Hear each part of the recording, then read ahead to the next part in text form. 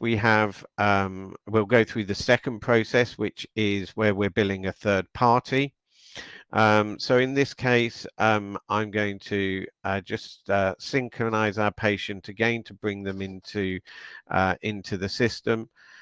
And whilst it's just bringing that patient up, you will notice now it's again syncing the consultations to see if there's any other mapped items. Because we've already billed for that service, then that's no longer brought back by the synchronize of consultations. So it recognizes any services that it's already billed. Here next to the third party, I can select from a directory of different third parties that I've created, or I can add a new third party into the system. The simplest way to add third parties is we support postcode lookup.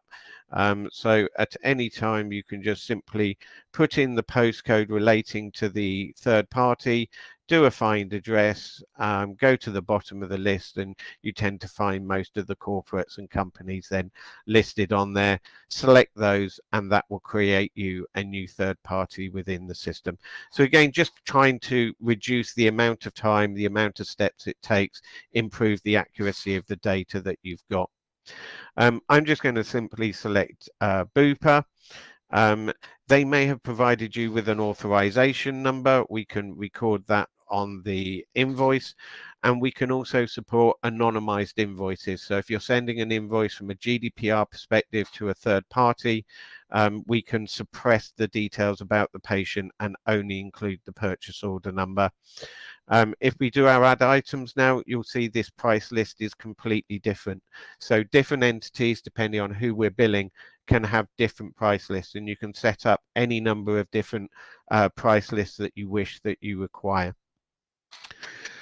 I'm just going to select an insurance report here and say OK. That drops it onto my bill, and again, if I need to, I can amend the amounts or apply a discount.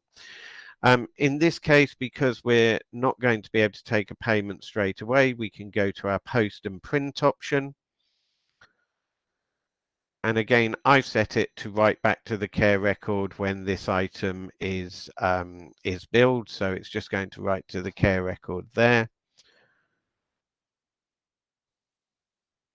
Okay, and it's just asking, because I billed Bupa for this patient, just wants to know if I want to make this the default. I'm just going to leave the default as it was, and it will then generate me my my invoice. As I say, I've suppressed the patient information in this example, but included the purchase order number, and again, that can then be printed or emailed off to the insurance company.